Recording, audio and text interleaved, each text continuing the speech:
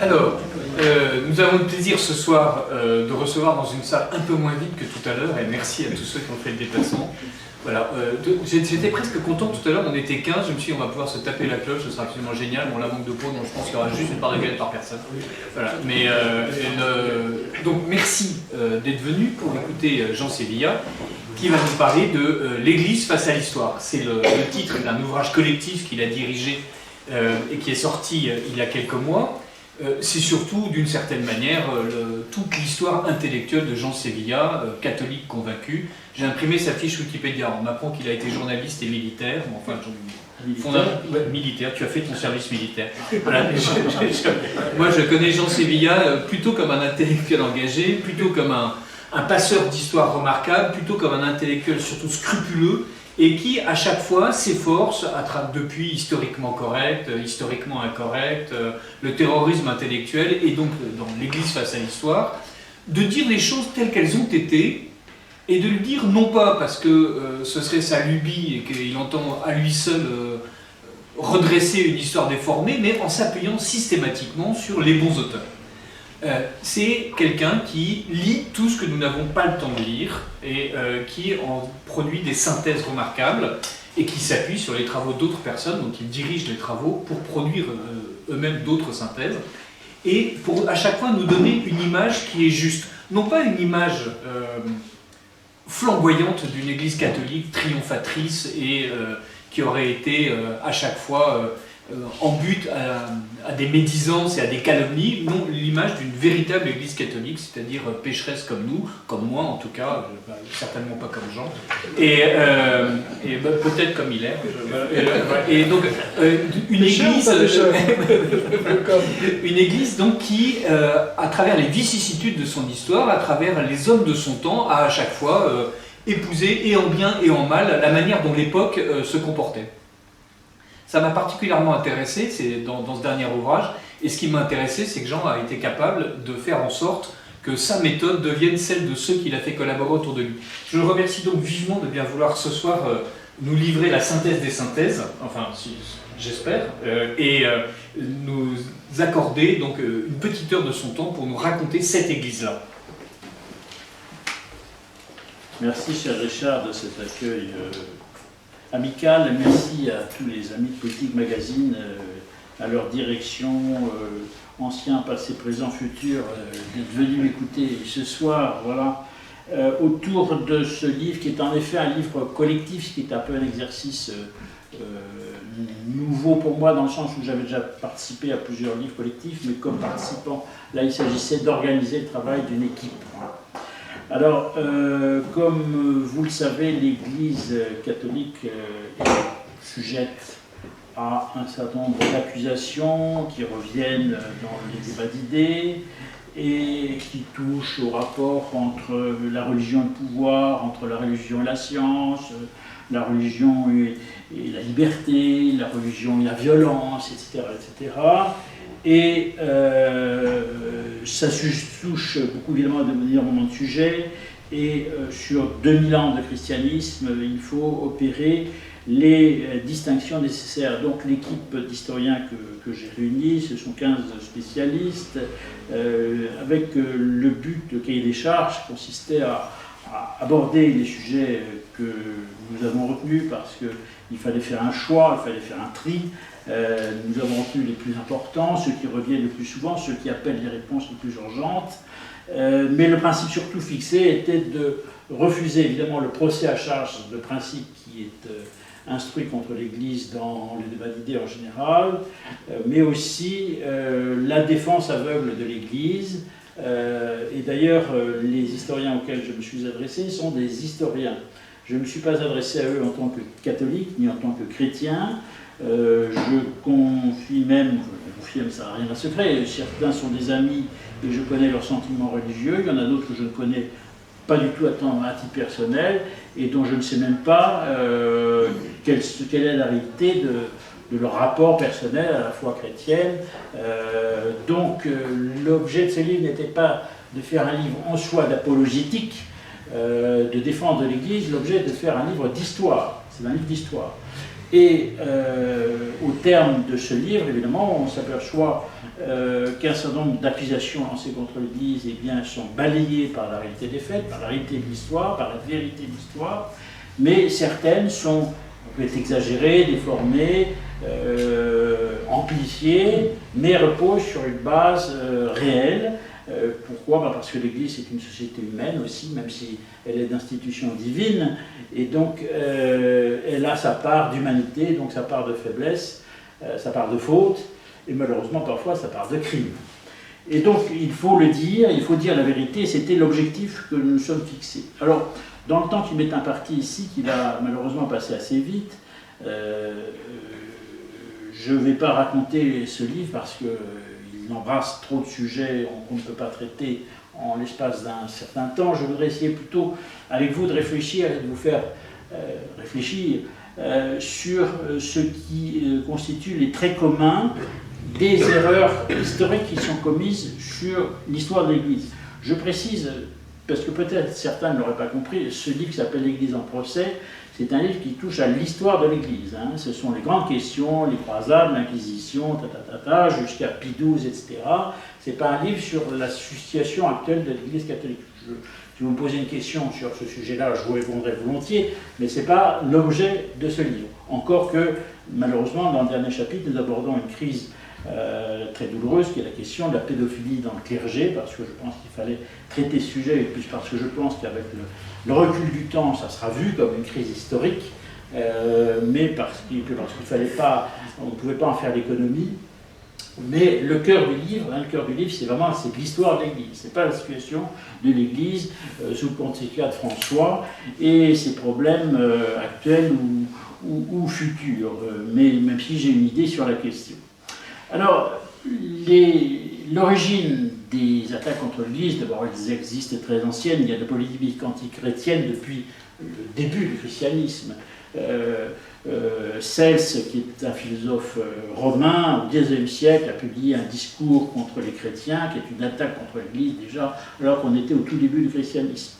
Il y a des hommes d'Église qui, pendant toute la chrétienté médiévale, ont attaqué eux-mêmes l'Église, paradoxalement. Saint Bernard de Clairvaux, grand saint, a des mots extrêmement durs dans certains de ses textes contre les hommes d'Église qui étaient indignes, qui ne servaient pas bien la mission qui était la leur. Donc on trouve elle-même, il y a au fond des attaques contre l'Église, mais pas contre l'Église comme institution, contre des hommes d'Église indignes de leur fonction, déjà de la part de très grands saints et d'un très grand docteur de l'Église comme est Saint Bernard.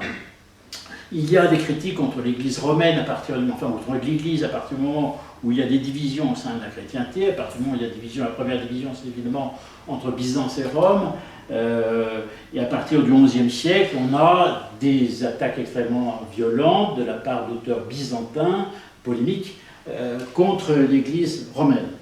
À partir d'une nouvelle division dans le monde chrétien, à partir du XVIe siècle, la Réforme, et on a évidemment la polémique anti-romaine extrêmement puissante, extrêmement forte, de la part d'auteurs protestants qui vont utiliser certains passages de l'histoire de l'Église, les instrumentaliser pour en faire des instruments de combat contre l'Église romaine.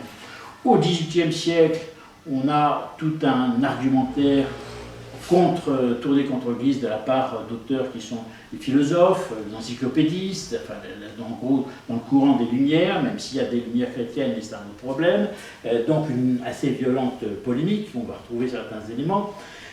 Ces éléments-là, on va les retrouver en partie, même largement, même un peu actualisés au XIXe siècle, puisqu'il y a tout un courant, évidemment, au XIXe siècle, je ne vous l'apprends pas, républicain, au sens qui revêt un sens pas seulement politique au XIXe siècle, mais un sens militant, philosophique, c'est-à-dire une vision anticléricale du monde, une vision rationaliste, une vision chantiste aussi. Donc pendant tout le XIXe siècle, on a ce courant-là qui va produire des arguments et des textes contre l'histoire de l'Église. Au XXe siècle, on va retrouver le même argumentaire. Le XXe siècle s'est assorti en plus, je dirais, du courant marxiste qui va lui aussi polémiquer contre l'histoire de l'Église. Et aujourd'hui, au XXIe siècle, on a un résumé, je dirais, un conglomérat de l'ensemble de ces ces arguments contre l'Église qui reviennent, assortis en plus aujourd'hui de toute une vision droit de l'homiste,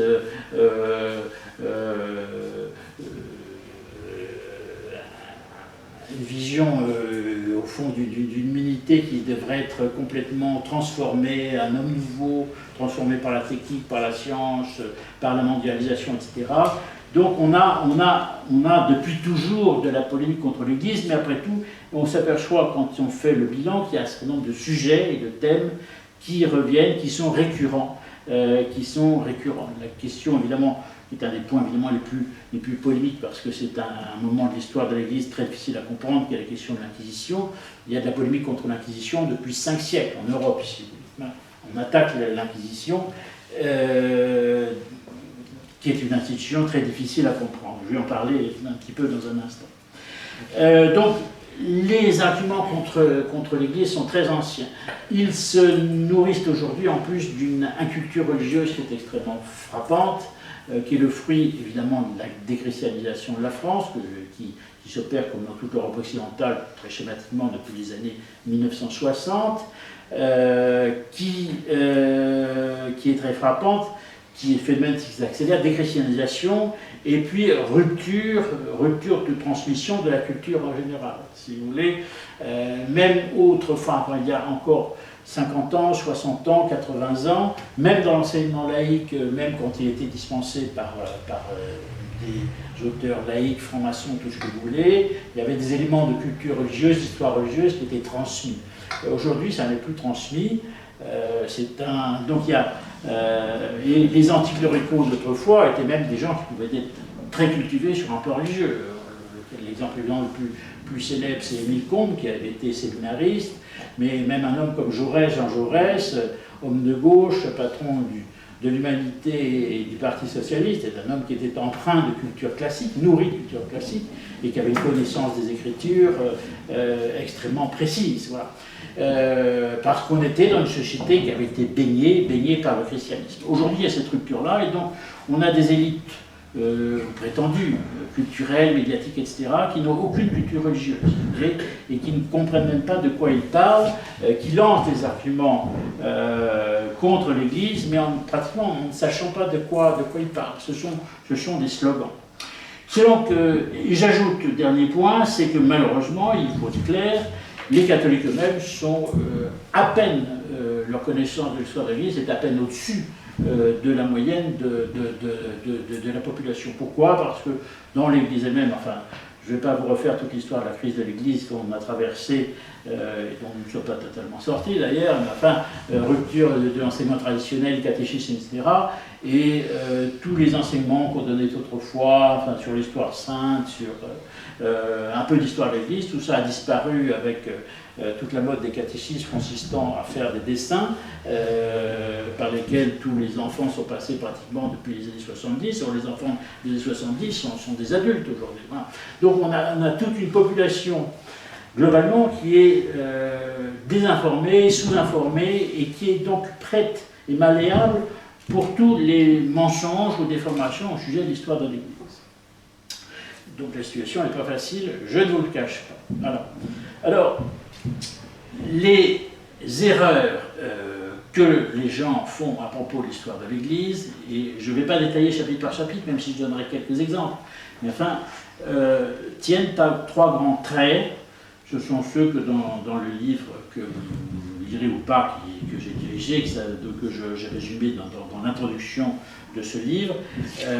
3 grandes erreurs de méthode qui sont l'anachronisme, le manichéisme et le mensonge par omission. Je vais m'expliquer. Anachronisme, manichéisme, mensonge par omission. Anachronisme tout d'abord.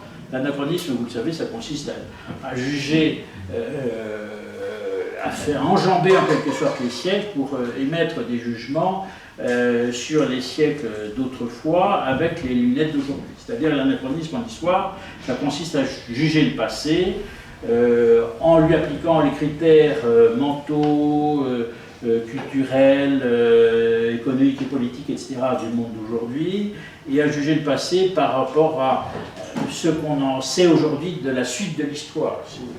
Or, il est évident qu'on ne peut comprendre l'histoire que si on se place et donc l'histoire de l'Église aussi, si on se place dans une époque donnée, en se plaçant dans la perspective de cette époque, quelle était l'organisation de la société, quelles étaient les représentations, au sens historique du terme, les représentations mentales des gens, quelle était leur vision du monde, quelle était leur configuration, leur interprétation du monde, religieuse, politique, morale.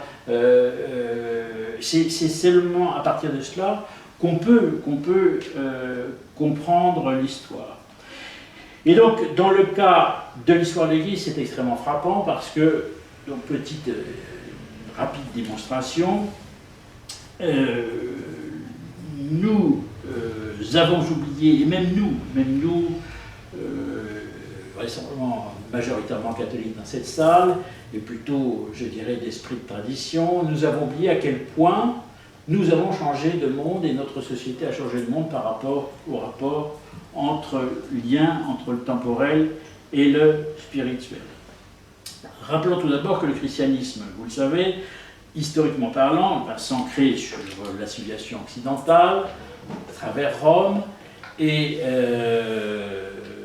qu'il va hériter de quelque chose qui nous vient de la romanité, à savoir que dans l'Empire romain, il y avait une sacralité du pouvoir. L'empereur était un personnage qui avait une dimension sacrée. Et donc cette idée de la sacralité du pouvoir, le christianisme va en hériter. La christianisation de l'Empire romain est un phénomène qui va s'étaler sur schématiquement 3 siècles, pour faire court. On a en 313 l'édit de Milan par lequel l'empereur Constantin va libéraliser la pratique du christianisme dans l'Empire, qui était d'autrefois proscrit, et puis en 380, on a l'édit de Thessalonique de Théodose, qui est le dernier empereur romain, qui va lui rendre la religion chrétienne obligatoire au sein de l'Empire. Et donc le christianisme, à l'origine, est au fond lié au pouvoir, puisque de cet héritage romain, il y a un lien forcément entre l'État, le pouvoir temporel, si vous voulez, et le pouvoir spirituel, qui est le pouvoir de l'Église.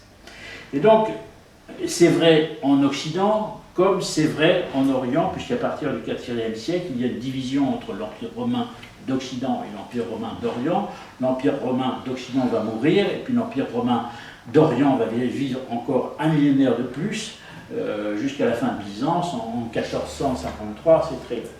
Donc, à Rome, comme dans le monde chrétien d'Orient, en fond, en quelque sorte, on a hérité de ce lien entre le temporel et le spirituel. L'Église, bien sûr, ce monde ancien n'a jamais oublié ni perdu de vue la distinction qui est dans l'Écriture entre le monde de Dieu et le monde de César, mais il y a une proximité entre le pouvoir temporel et le pouvoir spirituel. Ça a donné au tout début, je dirais, après l'effondrement du monde romain, et dans l'effondrement du monde romain en même temps, ce qu'on a appelé le césaropapisme, c'est-à-dire qu'entre le pouvoir de l'empereur, qui était un pouvoir déclinant politique, mais qui restait un pouvoir et un pouvoir empreint de sacralité, et le pouvoir de l'Église qui a commencé à s'affirmer à partir de la papauté, quand la papauté a commencé à s'affirmer comme un vrai pouvoir au sein de l'Église et au sein du monde, il y a une sorte de concurrence et de mélange entre les deux. Le pape et l'empereur, ou le roi, en France, sont au fond en situation de concurrence, parce qu'ils ont tous une dimension sacrée. Le pape, évidemment, parce qu'il est le pape, le successeur de Saint-Pierre, mais les empereurs romains germaniques se considèrent comme les descendants de César, les continuateurs de César, et héritent de cette sacralité du pouvoir. Et puis les rois de France se définissent comme empereurs dans leur royaume, mais ils ont aussi cette dimension-là, et ils sont sacrés en plus. Et donc on a un lien intime dans le monde ancien et dans le monde médiéval qui va durer, au fond, pratiquement jusqu'à la Révolution française. Il y a un lien intime entre la religion et l'État. Bien sûr, l'État c'est l'État, la religion c'est la religion, mais les deux sont liés, et ils sont d'autant plus liés que l'on est dans un monde qui est un monde chrétien. C'est ça où nous avons du mal à nous représenter cette réalité-là. Nous sommes, et même si, quelles que soient nos positions nous sommes dans un... D'ailleurs, ce que je dis là je tiens un discours moderne, si vous voulez. J'allais vous dire, je suppose que vous êtes tous ici, la plupart, la majorité d'entre vous, catholiques ou croyants. Mais c'est une question moderne. C'est une question que je n'aurais même pas pensé qu'un homme du Moyen-Âge. Pour une raison très simple, c'est que c'est une question sur laquelle on a travaillé. Deux camps de l'athéisme. C'est une question intéressante. À partir de quel moment l'homme occidental a pu penser que Dieu n'existait pas? J'allais dire, c'est très surprenant, c'est une idée assez moderne. C'est une idée du XVIIIe siècle, pratiquement, XVIIe. Jusqu'au XVIe siècle, l'athéisme est quelque chose d'impensé dans le monde occidental. C'est-à-dire que jusqu'au XVIe siècle, personne ne croit, ne peut penser, n'arrive à même concevoir que Dieu n'existe pas. Donc on est dans un monde de toute façon de croyance. Alors, je ne suis pas le bon Dieu et ce ne sont pas les reins et les cœurs, c'est-à-dire qu'il y avait peut-être sûrement une forme de pression sociale, etc. Toute chose qui a été beaucoup dite par les progressistes des années 60, la question de la religion sociologique, où tout n'était pas faux dans cette pratique-là, mais ça n'empêche qu'on était dans cette réalité-là. Et donc pratiquement jusqu'au XVIIe siècle, dans le monde occidental, il n'y a pas de pensée athée, si vous voulez. Et donc, on est dans un monde où le temporel et le spirituel sont de toute façon extrêmement liés. Ils le sont par l'histoire, mais ils sont liés par le fait que tout le monde partage la même foi et que personne ne peut penser en dehors de cette foi. Et cette foi, elle est chrétienne, puisque le monde occidental est un monde chrétien. Le monde occidental est un monde chrétien, pourquoi? Parce que, au fond, l'appartenance à l'Église, à l'Ecclésia, définit le baptême, définit l'appartenance à la société. La seule minorité religieuse au monde occidental qui existe depuis l'origine, ce sont les communautés juives, qui sont des toutes petites communautés, qui ont toujours existé depuis l'origine, mais qui justement ont été traitées au fond comme des étrangers. Le monde médiéval a traité les juifs comme des étrangers, parce qu'ils ne faisaient pas totalement partie de la société, parce qu'ils n'étaient pas chrétiens. Et on était alternativement, selon les besoins de l'histoire, soit gentils avec les juifs, soit pas gentils. Souvent, on n'était pas gentils, il faut bien le dire. Mais c'est comme ça. Mais c'est parce qu'au fond, ils étaient jugés comme des étrangers. Et donc le monde ancien est un monde chrétien, où la définition même de l'appartenance à la société, le lien social, est lié au baptême. Je suis baptisé, donc je fais partie de la société. Donc c'est tout à fait une configuration radicalement différente de la nôtre. Nous sommes, et je dis ça, c'est pour ça, même si serions-nous dans cette salle ce soir les plus traditionnalistes des traditionnalistes, nous sommes tous malgré tout issus d'une société de la liberté de pensée, de la liberté de religion et je dirais, de facto de la diversité religieuse. Je veux dire, aujourd'hui en France, nous côtoyons tous des musulmans, des juifs, des bouddhistes, des je ne sais quoi, des zoroastriens, enfin tout ce que vous voulez, si vous voulez. Voilà. Mais c'est une situation totalement, même pas concevable, mais impensable pour nos ancêtres. Donc, je vous dis ça parce qu'il faut avoir cette configuration en tête. Quand on va juger, quand les gens d'aujourd'hui, quand on porte des jugements faciles sur les croisades, sur l'Inquisition, etc., mais nos ancêtres avaient un regard sur leur société, sur le monde, qui était radicalement différent de la nôtre. Radicalement différent de la nôtre. On est dans un monde chrétien, et on est dans un monde qui n'a pas de place pour le reste, parce qu'on sait que ça existe au-delà, chez les païens. Le monde chrétien, je suis qu'il y avait des païens, mais c'est les païens, c'est un autre monde. En Europe, on est chrétien. Donc, cette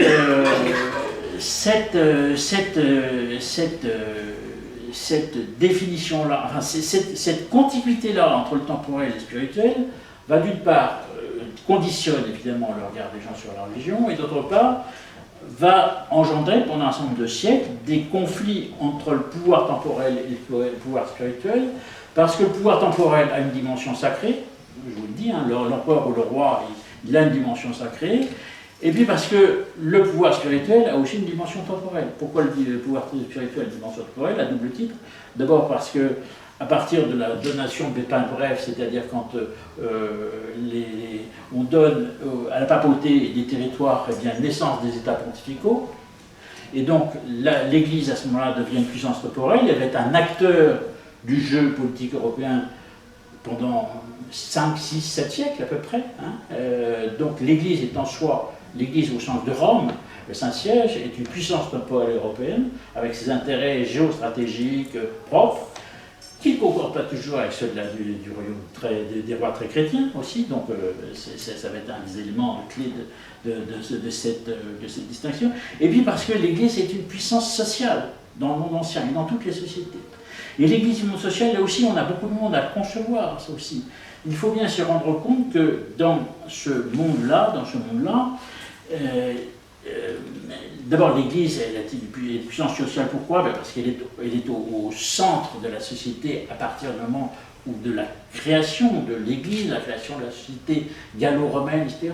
Les évêques sont eux-mêmes des puissances. Je veux dire, donc il y a cette réalité-là. L'Église est une puissance terrienne. Donc, elle est une puissance terrienne à une époque où la richesse, c'est la terre, largement. Et donc, être une puissance terrienne, c'est donc être un acteur du jeu économique. Donc, il y a forcément une dimension économique de l'histoire de l'Église, qui est capitale dans l'histoire européenne. Et puis, il y a le fait que l'Église par sa présence massive dans la société, est un acteur du jeu social. Pour prendre, moi qui dénonce l'anachronisme, pour prendre quelques mots qui sont anachroniques, mais vous faire comprendre ce que je veux dire, c'est que jusqu'à la Révolution française, et encore, et même au fond, encore pour un siècle, au XIXe siècle, l'Église exerce dans la société française, pour prendre cet exemple, des pouvoirs qui sont actuellement ceux, alors les termes sont anachroniques, mais enfin c'est pour vous faire comprendre, le ministère de l'Éducation nationale. Les fonctions actuellement occupées dans la société par le ministère de l'Éducation nationale sont historiquement été occupées par l'Église, qui est une puissance enseignante.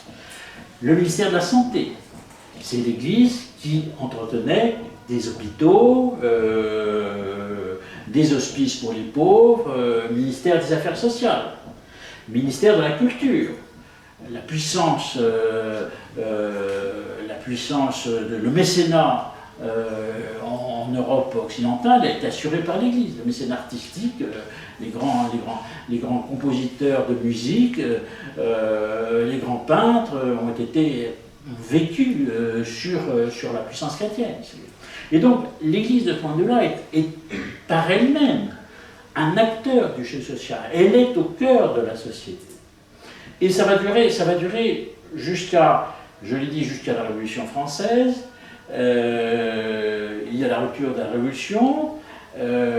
En 1801, Bonaparte, qui est un fin politique, va faire un concordat avec l'Église parce qu'il a compris qu'il n'arriverait pas à terminer la Révolution ni assurer son pouvoir s'il ne faisait pas la paix avec les catholiques. Donc il fait un concordat en 1801 qui fait que l'Église catholique devient la religion de la majorité du peuple français et que l'État reconnaît et salarie un certain nombre de cultes, et donc l'Église a un accord avec l'État, un accord de concordat qui va être rompu seulement donc en 1905 par la rupture de l'Église et de l'État, mais même pendant toute la suite du XIXe siècle, même post-révolutionnaire, c'est très étonnant dans une société où il y a déjà, le libéralisme est là, la franc-maçonnerie, la République, etc. Mais jusqu'en 1905, l'Église a des pouvoirs tout à fait considérables dans notre société. Ça n'est qu'un petit exemple, mais il faut savoir, c'est très étonnant. Je parlais des hôpitaux, mais les premières écoles d'infirmières en France sont fondées à la fin des années 1890.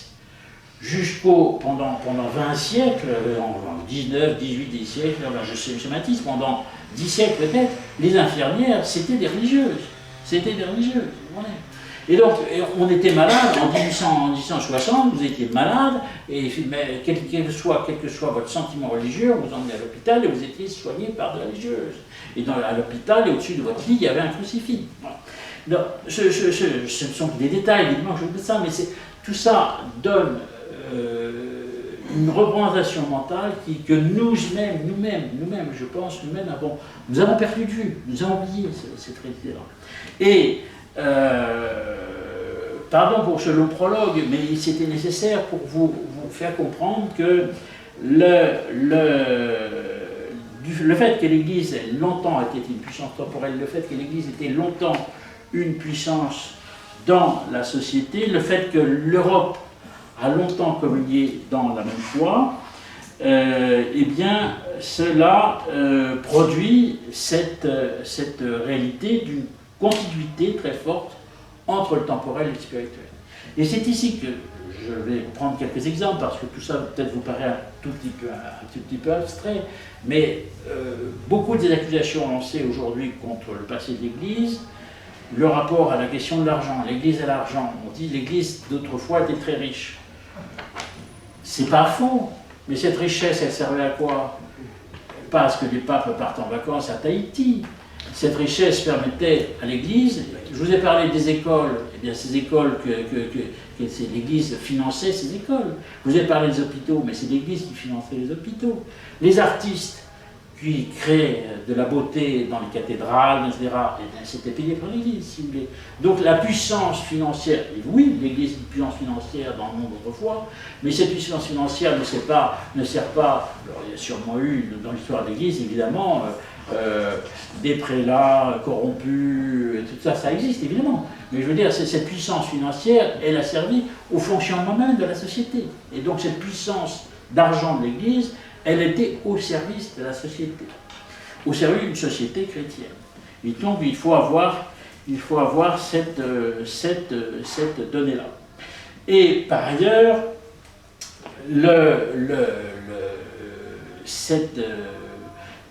ce lien religieux va nous expliquer, par exemple, la question, abordons-le de front, la question de l'Inquisition.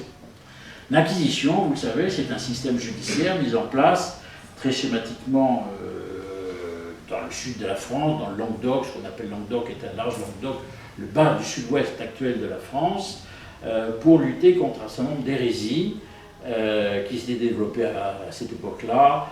On est au Xe, XIe siècle, XIIe, hérésie qu'on a aujourd'hui désignée sous le nom un peu générique de catharisme, ce qui est vrai. Mais donc le principe de l'hérésie consiste à appliquer à des gens qui sont hérétiques des peines, on les juge et ces peines sont ensuite appliquées. Alors, si on réfléchit avec les critères d'aujourd'hui qui sont ceux de la liberté de pensée, liberté de religion, etc., ça a quelque chose d'assez scandaleux au regard des critères du monde d'aujourd'hui d'appliquer le principe de l'Inquisition. Mais le principe de l'Inquisition ne peut se comprendre que dans ce contexte précis. D'abord, l'Inquisition n'a pas existé tout le temps, partout, ni au même endroit. Bon, mais l'Inquisition est le fruit d'une société où la religion, encore une fois, est au cœur du lien social. Et ça veut dire que le déviant, celui qui est déviant sur le plan religieux, puisque le lien social est lié à la religion, ça veut dire que le déviant sur le plan religieux, au fond, c'est quelqu'un qui commet une sorte d'atteinte à l'unité, au pacte social, au contrat social, terme un peu anachronique si l'on veut, mais au pacte social parce que être un déviant, au fond, sur le plan religieux, c'est sortir de cet accord de la société qui repose sur la base de la foi chrétienne orthodoxe. Et donc la société de l'époque se donne pour droit, considère comme légitime, de juger les déviants sur un plan religieux. Et elle leur fait des procès. C'est le système de l'inquisition, ça veut dire enquête en latin, inquisitio. Et voilà. On leur fait un procès, et donc... Alors, ces procès d'inquisition sont des procès eh bien, qui vont juger les gens qui vont être basés sur des enquêtes, ce qui, par parenthèse, et évidemment quand on dit cela, ça surprend un peu, a représenté un progrès dans l'histoire du droit. Les historiens du droit savent que l'Inquisition a été un moment fort dans l'histoire du droit parce que, au fond, on ne lance pas des accusations gratuites, il faut les prouver.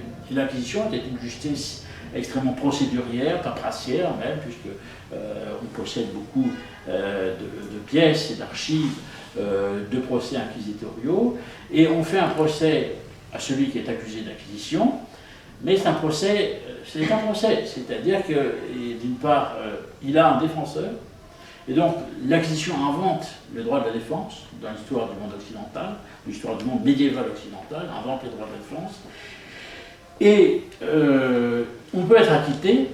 Il y a des gens qui ont suivi des procès d'acquisition qui ont été acquittés, On peut recevoir, si on est condamné, eh bien, il y a toute une échelle de peine en fonction de la gravité de l'infraction qu'on a commise.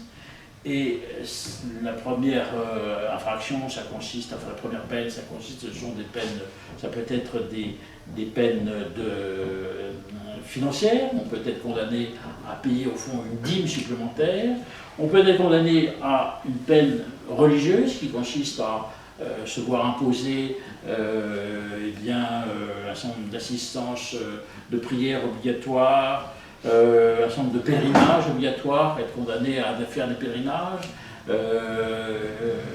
Il y a toute une échelle de peine, et l'ultime, je veux dire pour les cas les plus graves, sera la peine capitale, en effet. Mais une peine capitale dont on s'aperçoit qu'elle a été extrêmement rarement appliquée, enfin extrêmement peu appliquée en proportion, et que de toute façon elle n'est qu'une partie des peines appliquées par l'Inquisition. Et quand on dit Inquisition, tout le monde pense à Torquemada, le bûcher, etc. Et on s'aperçoit qu'historiquement parlant, les peines capitales, le nombre de peines capitales a été limité dans l'histoire de l'Inquisition et que les peines capitales ne sont qu'une toute petite partie des peines inquisitoriales décernées par ces tribunaux. Alors, pourquoi pensons systématiquement au bûcher? Là, c'est l'œuvre de la propagande, si vous voulez, parce que la propagande protestante contre l'Église catholique attaquée sur le biais de l'Inquisition dès le XVIe siècle. On a toute une imagerie de l'Inquisition, tout ça est passé, on sait comment c'est passé, c'est venu d'auteurs protestants, hollandais, puisque la Hollande, vous savez, était le refuge pour beaucoup, à partir du moment où elle était gagnée à la Réforme, pour beaucoup d'auteurs qui répandaient des libelles sur l'ensemble de l'Europe catholique. Et donc, il y a tout un argumentaire contre l'Inquisition développé à partir du XVIe siècle, et qui va être repris notamment au XIXe siècle par tous les auteurs anticléricaux, etc., et notamment par la peinture. Et on a tous vu, et tous en tête, des tableaux pompiers de peintres du XIXe siècle, qui vous montre des victimes pantelantes entre les mains de moines qui ont l'air émaciés et dont rien que le regard vous foudroie. Et donc ça, ce sont des images de propagande. Et ce sont des images créées par la propagande. C'est pour ça qu'on a attaché à l'Inquisition cette image d'horreur, parce qu'on a pris des éléments qui ont été tirés de leur contexte, anachronisme, et dont on a pris le tout pour la partie, et d'éléments qui sont minoritaires, on en a fait tout un argumentaire contre l'Église. Alors, je ne dis pas cela pour dire que l'Inquisition c'est très bien. La question n'est pas là. Historiquement parlant, ça n'a pas de sens de dire l'Inquisition c'était bien ou c'était pas bien. C'est pas la question. Nous sommes dans une autre époque, nous sommes dans un autre monde, et les plus traditionnels de nos papes n'ont jamais pensé à rétablir l'Inquisition. L'Inquisition qui porte à cervelle mort d'ailleurs à une époque, c'est dans un contexte d'une certaine époque donnée. Je parle de l'Inquisition du Languedoc. L'Inquisition d'Espagne, j'ai cité Torquemada, c'était l'Espagne, mais c'est encore autre chose. L'Inquisition d'Espagne, c'est un projet politique conçu par les rois d'Espagne, les rois catholiques, pour forger l'unité de leur royaume sur la base de l'unité religieuse.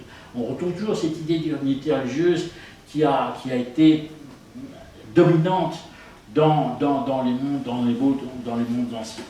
Et donc voilà, donc on ne peut pas comprendre l'Inquisition si on ne se remet pas dans ce contexte-là. Et donc, prendre aujourd'hui l'Inquisition comme un élément en le séparant de son contexte, évidemment, on en fait quelque chose qui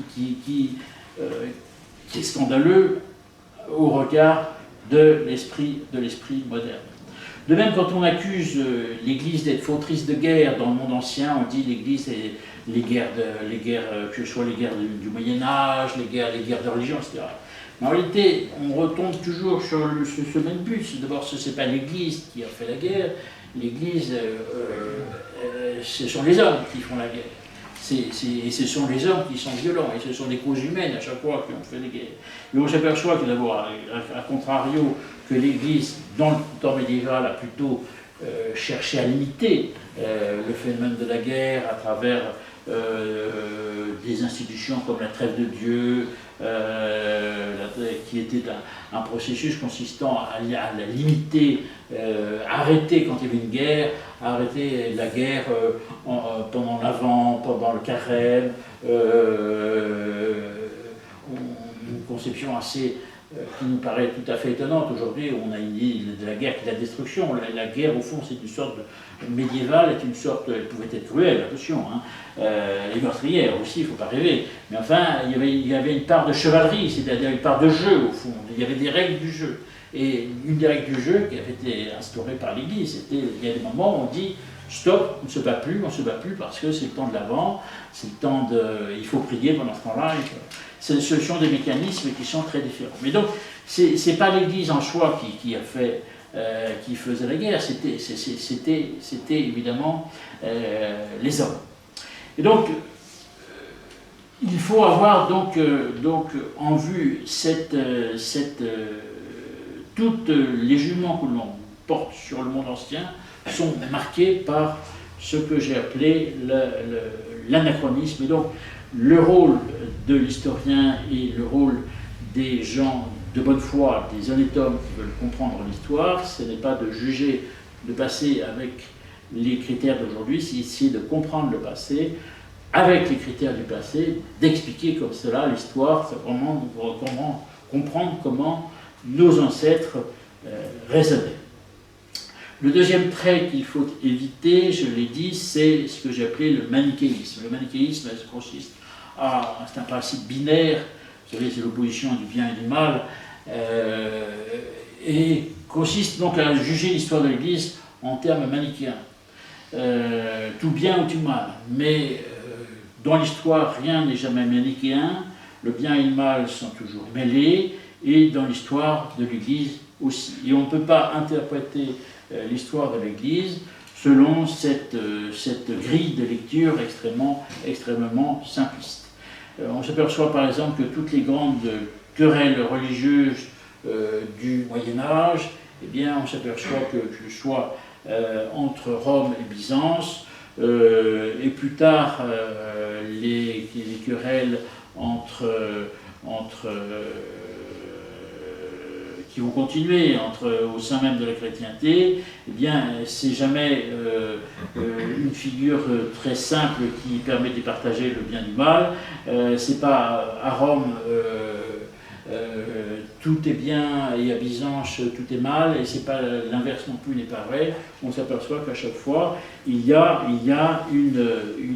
un enchevêtrement de causes temporelles, spirituelles, qui fait que quand il y a eu des divisions entre chrétiens, eh bien, les torts sont partagés, et il faut précisément faire cette part de la réflexion sur ce partage des torts pour essayer d'y comprendre quelque chose. On ne peut pas interpréter en termes manichéens non plus un événement aussi immense, un phénomène historique aussi immense qu'ont été les croisades. Les croisades, d'abord, c'est un phénomène qui s'étale sur schématiquement 3 siècles. On distingue 8 grandes croisades. Alors vous savez que le discours aujourd'hui classique, du politiquement correct, c'est de dire que les croisades, eh bien, enfin, on a vécu, notre génération, nos générations, nous tous qui sommes dans ces salles, avons vécu ce retournement. Enfin, je suppose né 60, 70, même dans la jeunesse, les croisades avaient une bonne image, c'était la grande aventure de l'Europe chrétienne. Voilà. Donc aujourd'hui, les croisades sont évidemment vilipendées, c'est une agression du monde chrétien contre le monde musulman, nous sommes allés nous conduire comme des sauvages pour détruire des civilisations raffinées avec des moyens violents, etc. etc. Voilà. Alors, là aussi, donc, on est dans une lecture, la lecture d'aujourd'hui des croisades, c'est une lecture totalement manichéenne. La réalité, il est que les croisades, eh bien, ces 3 siècles, je l'ai dit, c'est 8 croisades, et qu'on ne peut pas tout mettre sur le même plan, ni tout dans le même sac, pardonnez cette expression un peu commune. La vérité, c'est que la première croisade, la toute première croisade, le terme de croisade, c'est d'ailleurs postérieur aux croisades, c'est un terme anachronique pour le coup, c'est un pèlerinage armé. On lance la toute première croisade, c'est la volonté d'aller libérer les lieux saints. Pourquoi ? Parce que même alors, après que l'islam se soit répandu sur le Moyen-Orient, et même après que le berceau du christianisme vive sous tutelle musulmane, il y a eu les différentes dynasties qui se sont succédées, ont laissé aux chrétiens la liberté, et même si les chrétiens locaux vivaient sous une forme de suggestion, évidemment, les chrétiens d'Occident ont toujours eu la liberté de faire des pèlerinages sur les lieux saints, qui est une tradition très ancienne. Il y a un moment donné où le mécanisme se coince, il y a un changement de pouvoir à Jérusalem, les Turcs vont remplacer les Égyptiens, etc. Et donc on bloque la possibilité pour les chrétiens de faire pèlerinage à Jérusalem. Et donc le premier appel à la croisade lancé par Urbain II en 1095 à Clermont est un appel à délivrer les lieux saints. C'est un appel à faire un pèlerinage, mais c'est un pèlerinage armé, bien sûr. La notion de pèlerinage armé aussi est assez mystérieuse pour nous, mais là aussi, ne faisons pas d'anachronisme. Ça paraît, pour nos anciens du Moyen-Âge, ça paraissait normal, mais c'est un pèlerinage. Leur optique, ce n'est pas d'aller gagner des richesses, c'est de faire leur salut et de délivrer les lieux saints. Et il y a toute une... maintenant, il y a eu beaucoup de travaux sur la toute première croisade, on s'aperçoit qu'il y a vraiment un esprit de pénitence, qui habite ces hommes. Et il faut voir que la pénitence n'était pas mince. Je veux dire, quelle aventure de partir en 1096, de quitter sa Bretagne, son Anjou, son Poitou, pour partir vers l'Orient. Je veux dire, les routes n'étaient pas tracées, il n'y avait pas de panneaux indicateurs. Je veux dire, c'était une espèce de grande aventure, même s'il y avait des voies commerciales bien évidemment. Enfin, il faut imaginer cette espèce de grande aventure humaine extraordinaire. Et la première croisade, c'est ça, c'est un pèlerinage armé. Ils réussissent leur but en 1099, ils prennent Jérusalem et on va fonder un État chrétien. Godefroy de Bouillon, roi de Jérusalem, etc. Voilà. Et ensuite, eh bien, les chrétiens ont créé des États latins, plusieurs États, etc. Et ensuite, eh bien, il y a des États qui sont créés. Et ces États, eh bien, ils ont leurs intérêts. Ils ont leurs intérêts temporels. Qui dit intérêt temporel, eh bien, dit humanité. Et donc là, eh bien, la part d'humanité, la part de temporel va vraiment se mêler du monde chrétien. Et donc à partir toutes les croisades suivantes, sont des croisades faites au fond pour venir au secours de ces États latins, pour leur permettre de vivre toujours, mais on s'aperçoit qu'à partir de l'élan initial qui était vraiment spirituel, religieux, il ne disparaît jamais complètement, évidemment, mais il est mêlé de l'humanité après. Et donc il est évident qu'il y a des choses qui sont... Il y a eu de la violence, il y a eu des intérêts économiques, il y a eu des choses assez scandaleuses. Le sac de Constantinople par les croisés est monstrueux, si vous voulez, et on en paye encore le prix. La division avec l'orthodoxie qui est un scandale d'une certaine manière, puisque c'est le monde chrétien enfin, les chrétiens qui sont divisés, ce qui est objectivement un scandale. Eh bien, c'est un héritage aussi de cela. Et donc, les croisés ont aussi leur tort. Et donc, il faut voir cette réalité-là. C'est-à-dire qu'on ne peut pas raconter, je dis ça je ne vais pas vous raconter toute l'histoire des croisades, évidemment, mais on ne peut pas raconter l'histoire des croisades d'un point de vue manichéen. C'est-à-dire le point de vue manichéen qui consiste à dire ce sont des monstres qui sont... non, il y a encore une fois, je le répète, il y a un élan spirituel au départ. Maintenant, une espèce de division irénique consisterait à dire c'était tous des gens animés par un esprit de sainteté. Non, malheureusement, non. Il y a eu de l'humanité, il y a eu des intérêts économiques, des intérêts financiers, il y a eu de la violence, et il y a des choses, il y a eu des torts, des fautes, et évidemment, et parfois des crimes commis par les croisés. Voilà. Donc la vérité de l'histoire, eh bien, il faut le dire, c'est qu'elle est mêlée, elle n'est pas d'un bloc, d'un côté ou de l'autre. Je n'ai pas le temps de développer, mais c'est la même chose pour les guerres de religion. Si on aperçoit d'abord les guerres de religion, c'est du XVIe siècle. D'abord, ce sont toutes des guerres politiques, contrairement à ce qu'on croit. Ce ne sont pas des guerres de religion. Le terme est fallacieux. Ce sont évidemment le prétexte de départ religieux, mais à chaque fois, on s'aperçoit que ce sont des guerres politiques. Et ce sont des guerres politiques, donc des guerres humaines, avec des intérêts économiques, des intérêts politiques derrière. Et donc, il y a du conflit qui est lié à l'humanité, qui est lié à la réalité temporelle. Et donc, ce terme de guerre de religion qui s'est mêlé, qui s'est imposé, est un terme fallacieux. Et on s'aperçoit qu'il y a eu de l'intolérance, au sens moderne du terme, de la violence dans les deux camps. Je veux dire, il y a eu de la violence. La Saint-Barthélemy est difficile à défendre. La raison, les historiens se creusent encore pour savoir, il y a toujours encore un débat d'historiens, qui a déclenché la Saint-Barthélemy, c'est une histoire extrêmement complexe. Enfin, la Saint-Barthélemy est difficilement défendable. Enfin, il y a aussi des violences commises par les protestants, dont on ne parle jamais, qui ne sont pas plus défendables. Voilà. La violence a été, dans ces guerres-là, a été dans tous les camps. On ne peut donc pas juger là aussi en termes manichéens. On ne peut pas juger dans le livre Ce collectif, je me suis réservé un chapitre, moi, sur la question du rapport entre la colonisation et la mission qui m'intéressait. Vous savez que l'Église, par définition, est missionnaire depuis le début, mais évidemment, la foi chrétienne s'est répandue, puisqu'elle est partie du monde occidental, et la foi chrétienne a été répandue au-delà des outre-mer, par les Occidentaux. Et donc elle accompagne ce phénomène, politique, au fond, qui ont été les colonisations. Il y a la première grande colonisation au XVIe siècle, enfin, les grandes découvertes, quand les Espagnols et les Portugais se partent de l'Amérique du Sud, c'est une forme de colonisation. Et en même temps, avec eux, ils apportent la foi chrétienne. Alors, quelle est la part? C'était la même chose donc, en Asie, c'est la même chose avec toute la colonisation du XIXe siècle. Nous apportons sur le continent noir la foi chrétienne, même si les missionnaires ont précédé les coloniaux. Mais enfin, il y a une forme d'interaction. Enfin, je veux dire, objectivement, on va dire, dans le monde colonial français, AOF, AEF, en 1900, les congrégations missionnaires françaises, sachant que les Français ont fourni les 2/3 des congrégations missionnaires de l'Église catholique mondiale. Hein, les 2/3 des missionnaires dans le monde étaient des Français, des Françaises, beaucoup de religieuses, etc. Eh bien, dans ce monde-là, il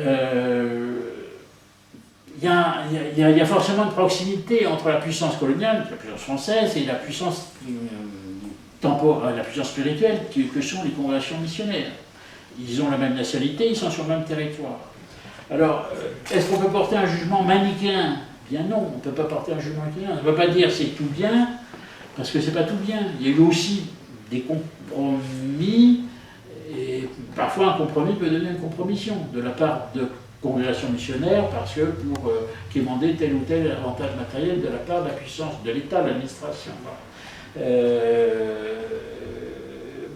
Mais c'est pas non plus tout mal de l'autre côté. Je veux dire, parfois l'État a protégé les missions, parfois il ne les a pas protégées. Mais paradoxalement, ils s'en est aussi servis. Donc il y a un rapport assez subtil qu'il faut étudier de manière assez précise, pays par pays. C'est un travail immense que je n'ai pas accompli jusqu'au bout. Moi, j'ai posé quelques questions dans ce chapitre-là. Et donc, on s'aperçoit que colonisation et mission, on ne peut pas dire la colonisation, la mission est un pur compromis. Non, les missionnaires ont accompli une œuvre admirable dans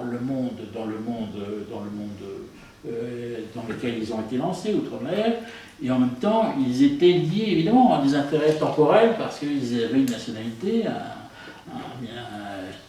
donc ils étaient aussi porteurs d'autre chose. Et on s'aperçoit voilà, que si on veut juger par rapport à l'histoire de l'Église, eh bien, là encore, on ne peut pas porter un jugement tout simple. La réalité, elle est complexe. Deuxième, donc, je disais manichéisme. Voilà. Le troisième élément qu'il faut éviter, c'est ce que j'appelle le mensonge par omission. Ça consiste à ne citer qu'une partie de la réalité. C'est ce que font beaucoup de mensonges sur l'histoire de l'Église, de manipulation sur l'histoire de l'Église, c'est-à-dire qu'on va, par exemple, on va prendre l'exemple de l'Amérique latine. On a un très bon chapitre dans le livre sur cette question-là.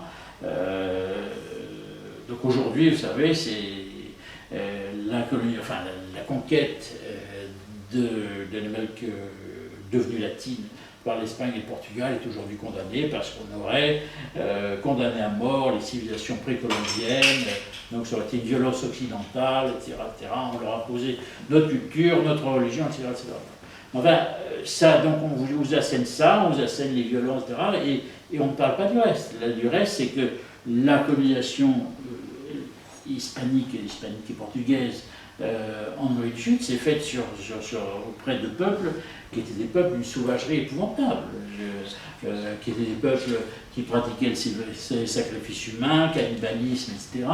Et donc on est arrivé, c'est pas du tout, c'est une vision rousseauiste à la Rousseau, de croire que les Indiens, avant notre arrivée, vivaient de façon idyllique, à chanter, à dire des poèmes et à chanter des douces chansons le soir au coin du feu. C'était des situations d'une extrême violence. Et d'ailleurs, on n'arrête pas aujourd'hui, il y a beaucoup de travaux d'archéologues sur les lieux, enfin, même en Amérique centrale, chez les Mayas, etc., on n'arrête pas de retrouver des charniers qui ont 5 siècles, hein, je veux dire, parce que c'est des civilisations qui pratiquaient le sacrifice humain, mais à des taux extrêmement importants. Hein.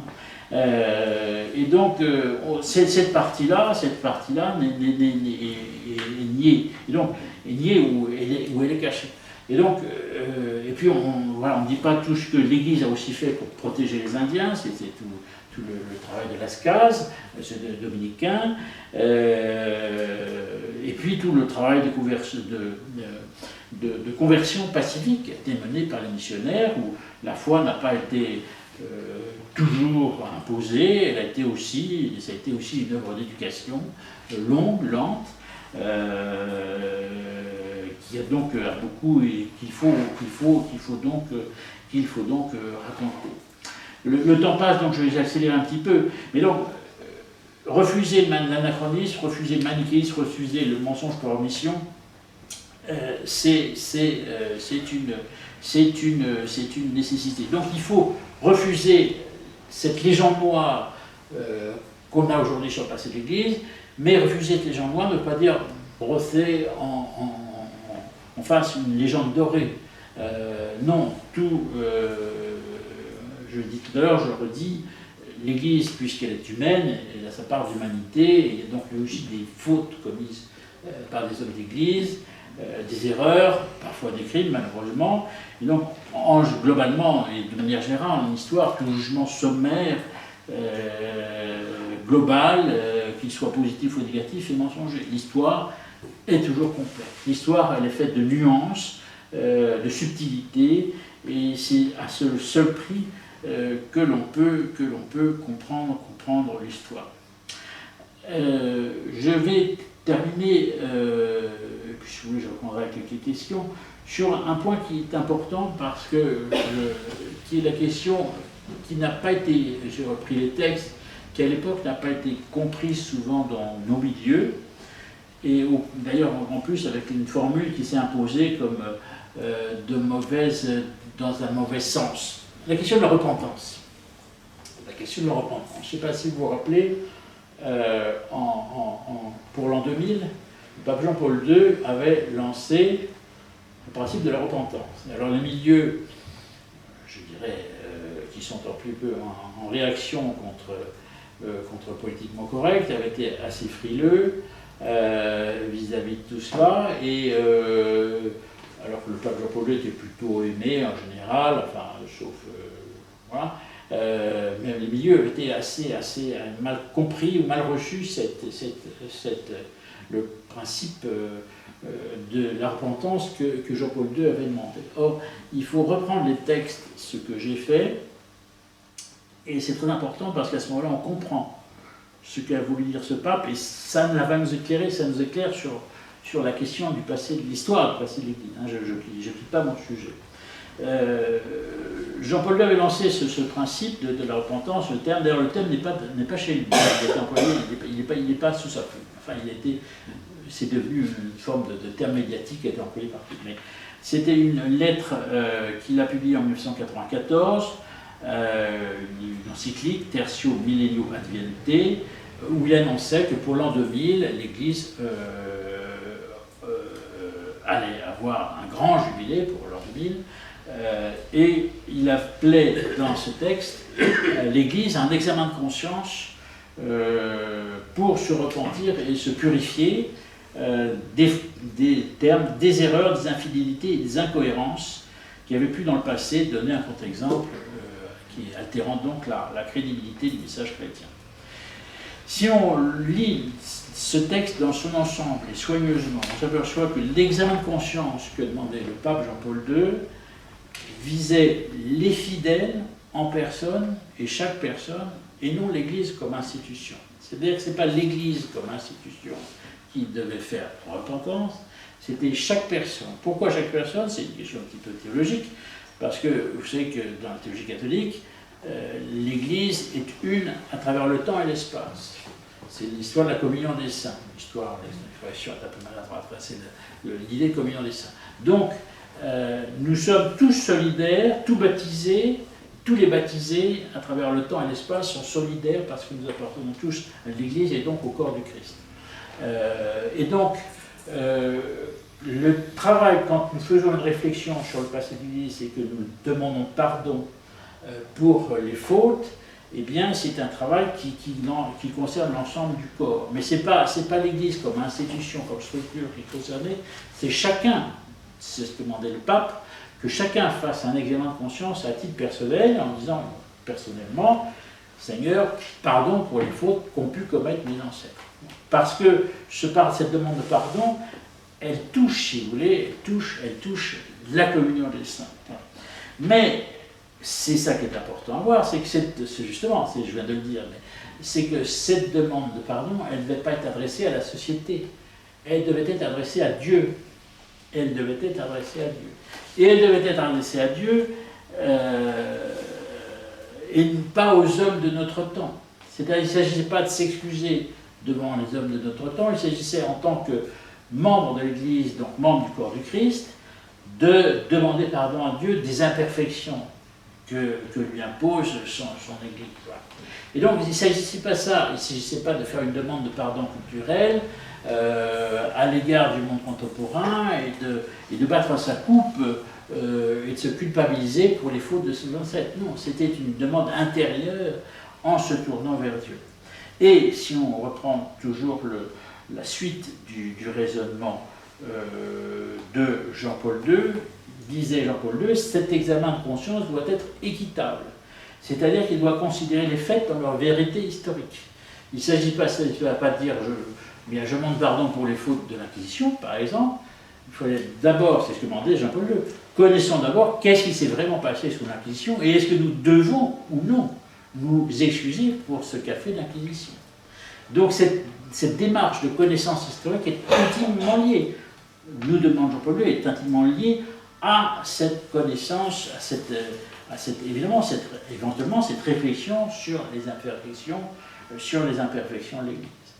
Et donc, c'est très important. Et d'ailleurs, j'ouvre une parenthèse, dans la suite de cette demande de Jean-Paul II, le Vatican a organisé deux colloques historiques extrêmement importants, l'un sur l'Inquisition et l'autre sur l'affaire Galilée, qui sont le fruit strict de la demande de Jean-Paul II, c'est-à-dire de quoi l'Église doit-elle, ou les chrétiens doivent-ils vraiment s'accuser à propos de l'Inquisition ou à propos de l'affaire Galilée. Dire d'abord connaître la vérité, et ne pas répéter simplement des slogans tels qu'on les entend, je dirais, à la télévision. Et par ailleurs, Jean-Paul II concluait, mais cet aveu de défaillance des chrétiens ne doit pas occulter par ailleurs, les multiples témoignages de sainteté dans l'Église. Les témoignages de sainteté dans l'Église. Et donc, ça voulait dire que Jean-Paul II disait, disons le mal qu'il y a eu, mais disons le bien. et parce que c'était la conclusion du texte de Jean-Paul II, il y a dans toute l'histoire de l'Église, il y a dans toute l'histoire de l'Église des témoignages de sainteté. Et à toutes les époques, il y a des témoignages de sainteté, et c'est souvent, et même le plus souvent, ces témoignages de sainteté ont été plus nombreux que les témoignages d'humanité, parce que c'est-à-dire pour cela, et grâce à cela, que l'Église a continué. Je vais terminer là-dessus, chers amis. Pour moi, c'est une idée absolument centrale, et qui est l'élément d'espoir que nous avons. Et là, je mets le doigt une seconde dans l'engrenage de l'actualité.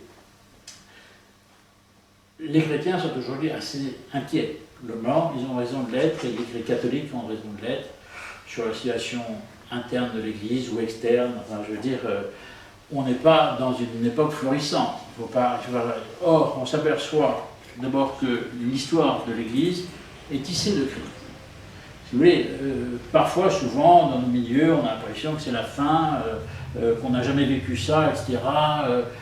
C'est pas vrai. Alors, lisez l'histoire de l'Église, vous serez très étonné. Et ça a même un côté rassurant. C'est-à-dire que des papes, il y a toujours eu des mauvais papes. Je ne dis pas que le pape toujours eu des mauvais papes, c'est pas ça que je veux dire. Mais je veux dire, dans l'histoire de l'Église, il y a toujours eu des mauvais papes. Dans l'histoire de l'Église, il y a toujours eu des mauvais évêques. Dans l'histoire de l'Église, il y a toujours eu des mauvais prêtres. Il y a toujours eu des prêtres scandaleux. Ça a toujours existé. Des histoires d'argent, des histoires de mœurs, ça a toujours existé dans l'Église. Des crises intellectuelles dans l'Église, ça a toujours existé.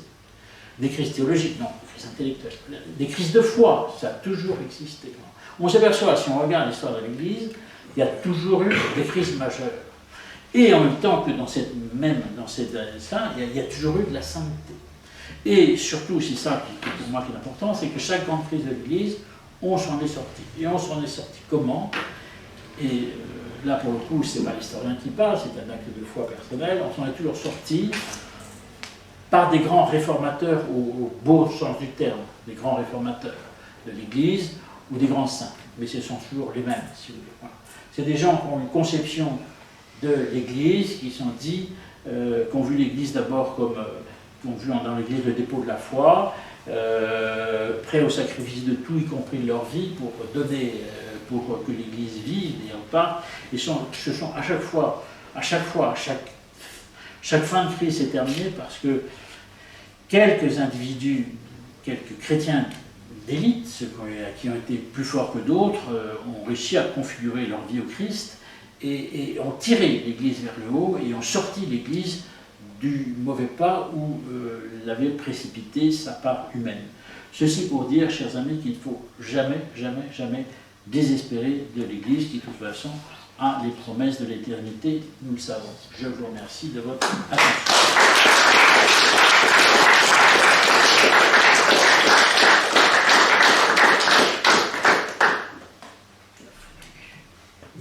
Merci mille fois. Je me permets d'apporter un complément à ce que vous avez dit, car je suis vécu en Afrique. Hein, et j'ai trouvé dans ce que vous avez dit le peuple africain, les Occidentaux du XVIe siècle. En Afrique, on ne conçoit pas l'athéisme. Hein, c'est impossible, chez la population africaine, d'être athée. Et moi-même qui pratiquais la religion catholique, j'étais bien vu parce que j'allais à la messe. La majorité est musulmane, le commandant d'école était un descendant d'El Jawhar, un grand tidjan, et le fait que j'allais à l'église, eh bien j'étais quelqu'un de peut-être un peu mieux que les autres tout bas qui n'allaient pas à l'église. Deuxièmement, dans le domaine de la colonisation, moi je défends, j'ai fait d'ailleurs une conférence à Politique Magazine et un article dans la Nouvelle Revue Universelle sur ce problème, je défends fermement la colonisation occidentale en Afrique, qui a été globalement positive, non seulement sur le plan matériel, les hôpitaux, les routes, les ports, et que défend d'ailleurs très bien Bernard Lugan, qui est venu ici aussi, et également l'administration coloniale. L'administration coloniale a été remarquable, avec l'école coloniale et l'école de la France d'outre-mer, avec des administrateurs. Il y a eu sur des excès, il y a eu le petit blanc, etc. Mais il y a eu énormément d'administrateurs qui se sont bien occupés de leur population. Et je peux vous dire, d'après les témoignages que j'ai eus, que l'indépendance en Afrique noire a été un mouvement qui n'était pas du peuple. Le peuple africain, en 1960, était très inquiet des indépendances. Et je pense qu'actuellement, il est encore plus inquiet. Il y a le fameux, je ne sais pas si vous avez vu, l'interview de Kofi Annan rentrant du Togo, et devant 4 journalistes blancs médusés, leur dire, vous savez ce que m'ont dit les anciens, c'était quand même mieux dans les plats.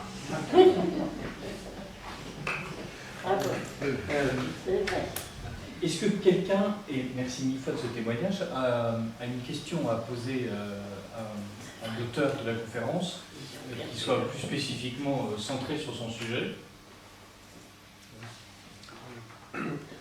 Oui, un peu sur le sujet quand même. Il y a une question. Je vois que d'habitude, c'est toujours moi qui pose la première question, mais j'en ai pas parce que c'était tellement remarquable ce que vous exposé. Je n'ai pas de questions à poser. Vous nous avez mis en perspective avec les 3 domaines, dont le manichéisme, l'anachronisme, la mission. Et vous avez dit à un moment, à cette époque-là, tout le monde était chrétien, on ne concevait pas que des gens ne soient pas chrétiens, bien sûr. Et il n'y avait pas la liberté de penser, enfin, c'est pas exactement ce que vous avez dit. Mais enfin, aujourd'hui, je pense toujours à ce qu'a dit Georges Valls en l'an 2000, dans les régimes communistes, on n'a pas le droit de dire les choses. Dans les régimes capitalistes, on a le droit de dire les choses, mais on n'a pas le droit de les penser. C'est-à-dire qu'aujourd'hui, dans nos sociétés occidentales soumises à une accélération, je pense que le débat intellectuel est pratiquement en difficulté. La liberté de penser est sanctionnée par des pressions très fortes, pas par une peine capitale, mais par l'exclusion, tout ça. Enfin, et donc, je me demande s'il n'y avait pas, du temps du Moyen-Âge, dans les disputations, une plus grande liberté de joute intellectuelle qu'aujourd'hui. C'est une simple question. Mettre en perspective, si vous voulez, puisque vous dites que bon, c'est tout. Mais pour amener à l'époque actuelle. Alors, votre question est tout à fait pertinente. Il y avait une très grande liberté au Moyen-Âge dans les disputations, en effet, et y compris, enfin, alors j'ai dit que c'était un monde chrétien, mais par exemple, en Espagne, il y a eu beaucoup de débats, il y a eu un certain nombre de débats théologiques entre chrétiens et juifs, qui existaient même dans le monde médiéval, hein, qui montrent une grande liberté, une attention à d'autres sujets. En effet, donc il y a quelque chose, il y a souvent, enfin, c'est toute la question du terrorisme intellectuel et politiquement correct, qui est un petit peu un autre sujet, mais qui est connexe. Il y a en effet, d'une certaine manière, paradoxalement, souvent l'expression est employée, on parle de nouvelle inquisition, en effet, à propos du politiquement correct, qui impose des carcans et des peines qui sont des peines afflictives, alors qui sont des peines sociales ou des peines... on n'envoie personne au bûcher, mais enfin il y a une forme de bûcher social, en effet, sur lequel, en effet, on veut pousser les déviants, en effet. Regardez ce qui est arrivé à Benoît XVI avec Ratisbonne, c'était épouvantable. C'était inacceptable. Il y a encore quelques questions quand même. J'en aurais une, oui. Merci infiniment pour ton exposé qui était très clair. Mais la question, c'est est-ce que précisément la crise de l'Église actuelle, si on avait à la définir, ne consisterait pas à ce que l'Église veut se débarrasser de son passé, c'est-à-dire qu'il y a à l'heure actuelle un débat au sein de l'Église entre des gens qui jugent l'Église exactement comme ceux qui l'ont critiquée et qui veulent se débarrasser de cette Église-là en pensant qu'elle est liée à l'institution du passé. Donc, ce que tu as précisé, et est-ce que ce n'est pas notre problème d'aujourd'hui, d'où l'actualité du livre dont tu es l'initiateur. Alors, mais c'est important parce que, par exemple, ce qui vient d'arriver, dont on parlait tout à l'heure, avec l'affaire entre Benoît XVI et Caroline Sarah. Comme toujours, l'histoire est complexe et je pense que la réalité est complexe. C'est-à-dire qu'on ne peut pas réduire les crises au sein de l'Église aujourd'hui à un seul facteur. Et je pense que le facteur que tu viens de citer existe en effet. Et c'est toute l'idée du progressisme. Hein, je veux dire, depuis les années 60, il y a des antécédents. C'est l'idée, on va faire une nouvelle Église qui va revenir aux origines, qui sont des origines fantasmées. Enfin, ils sortent ça depuis le Vatican II. Enfin, on imagine des origines qui n'ont jamais existé dans la réalité, et donc on va faire une nouvelle église, on va se débarrasser du passé de l'église. Ça, c'est une réalité certaine, qui est un des éléments de la crise. Un des éléments de la crise de l'église. C'est pas le seul. Je pense qu'il y a d'autres éléments. D'abord, l'église souffre, mais c'est un problème du monde occidental, d'une crise de l'autorité. C'est-à-dire que parfois, on se demande si l'église